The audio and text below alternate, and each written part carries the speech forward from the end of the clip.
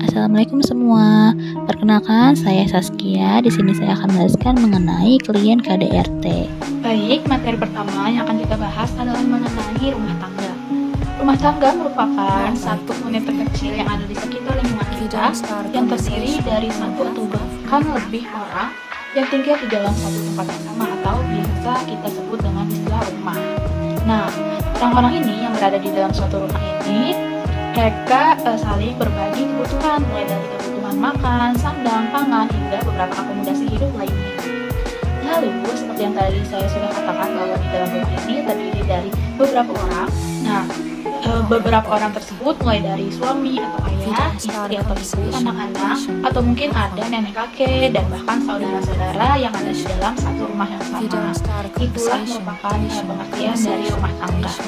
Nah, seperti tadi di rumah tangga itu kan terdiri dari suami dan istri atau ayah ibu. Nah, sebelum mereka mencapai rumah tangga ini, sang suami dan sang istri ini harus melalui tahap pernikahan atau perkawinan terlebih dahulu agar dapat melanjutkan ke jenjang yang lebih tinggi, yaitu berumah tangga.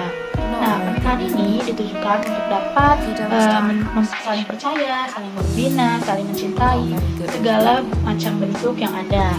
Nah, di dalam pernikahan ini tidak dipungkiri bahwa banyak sekali permasalahan yang ada. Karena di dalam pernikahan ini kan seperti menggabungkan dua kepala menjadi satu tujuan. Nah, hal tersebut sebenarnya tidak mudah untuk dilakukan karena sangat sulit untuk percaya, sangat sulit untuk menerima pendapat orang lain yang bahkan itu keluarga kita sendiri. Maka dari itu di dalam rumah tangga itu haruslah bersungguh-sungguh, tidak boleh yang istilahnya karena hanya cinta mereka lalu melakukan pernikahan, tidak seperti itu. Nah, pernikahan ini harus sudah siap mental, psikis, ekonomi dan hal-hal sebagainya agar di dalam rumah tangga mereka ini menjadi lebih harmonis, rukun, dan setia sampai akhir hayat.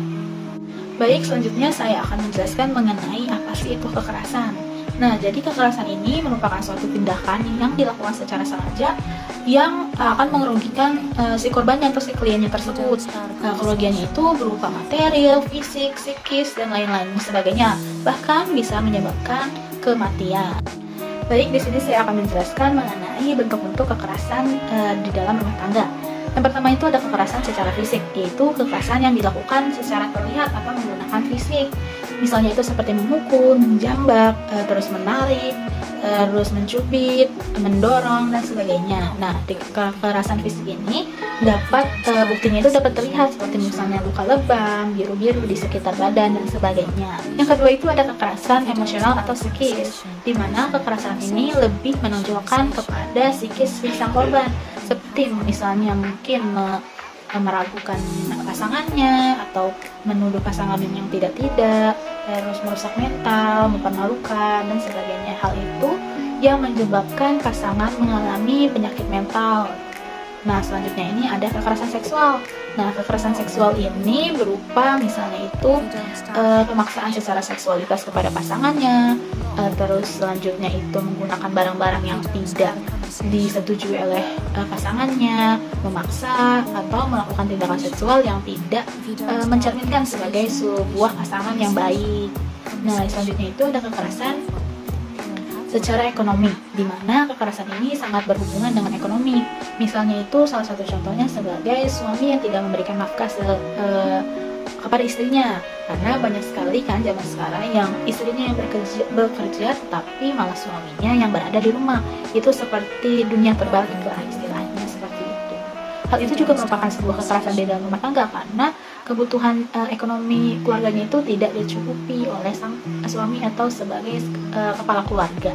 Nah, selanjutnya itu ada faktor-faktor yang menjadi penyebab dari kekerasan di dalam rumah tangga. Yang pertama itu ada pembelaan atas kekuasaan laki-laki. Selanjutnya ada diskriminasi dan pembatasan di bidang ekonomi. Selanjutnya itu ada beban pengasuhan anak. Nah, setelah tadi kita membahas mengenai teori atau penjelasan dari KDRT, maka sekarang kita akan membahas mengenai narasumber kita atau klien di dalam kekerasan rumah tangga. Nah, klien saya ini merupakan seorang perempuan yang berinisial MA, berusia 26 tahun.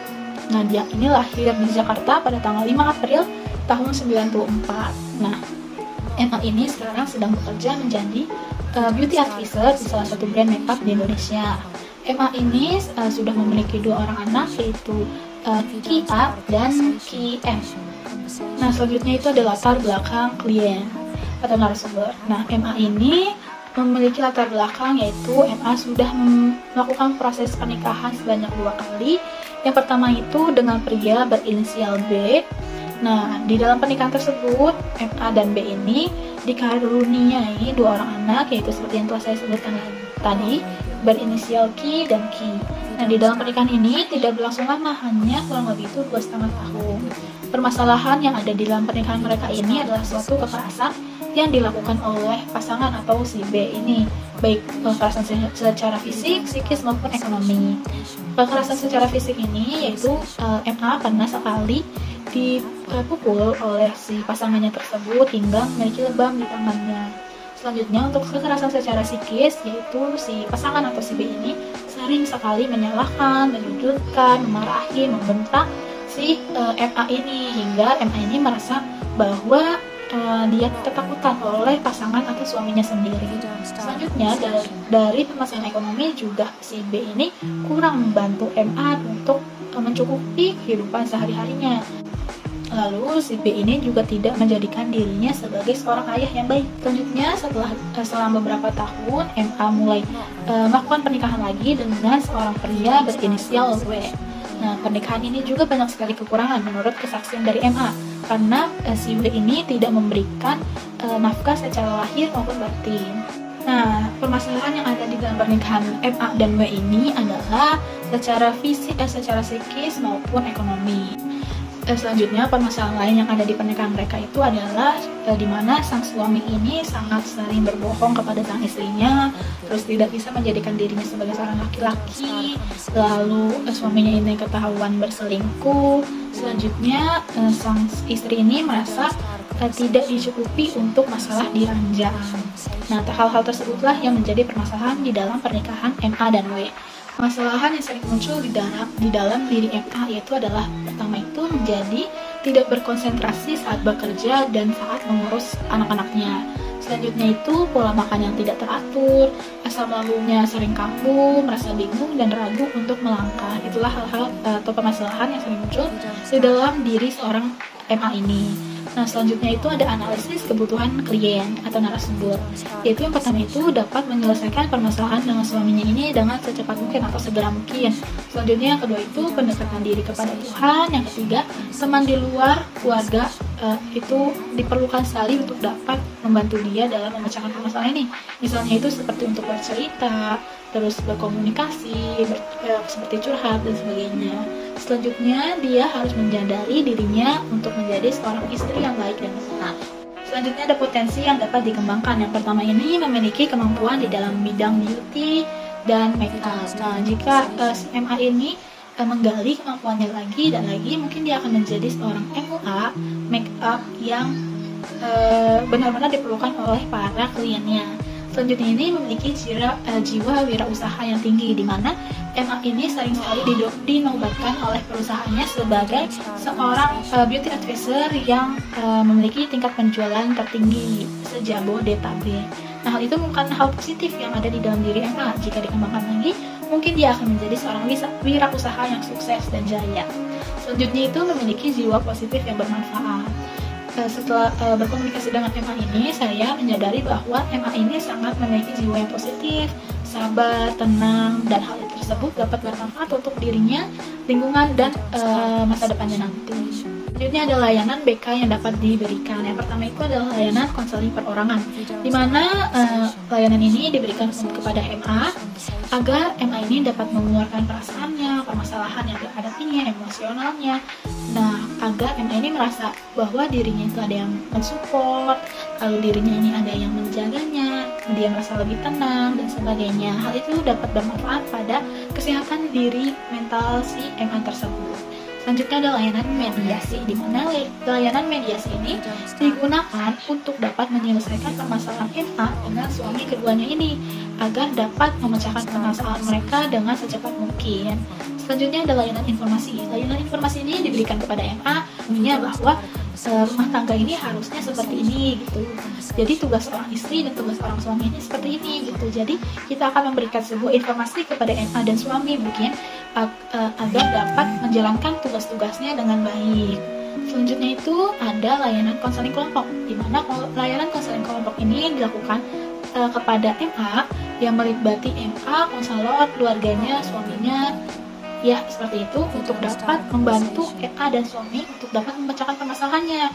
Jadi kita lihat dari sisi MA, dari sisi suami dan sisi keluarga untuk dapat kita ambil pendapatnya dan dapat memecahkan permasalahan di dalam diri MA tersebut.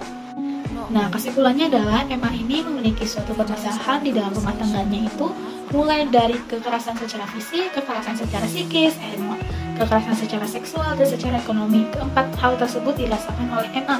Mulai dari kekerasan fisik yaitu suami pernah memukul dia, kekerasan psikisnya itu suami sering memarahi, menyudutkan, membohongi, hingga berselingkuh dari MA. Lalu kekerasan seksualnya itu MA tidak dapat mencurahkan hasratnya di dalam ranjangnya tersebut.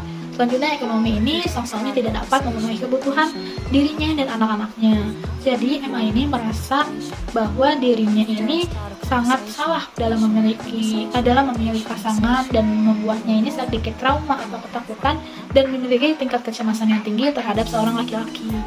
Nah, begitu saja penjelasan mengenai klien KDRT saya. Kurang lebihnya mohon maaf. Wassalamualaikum warahmatullahi wabarakatuh.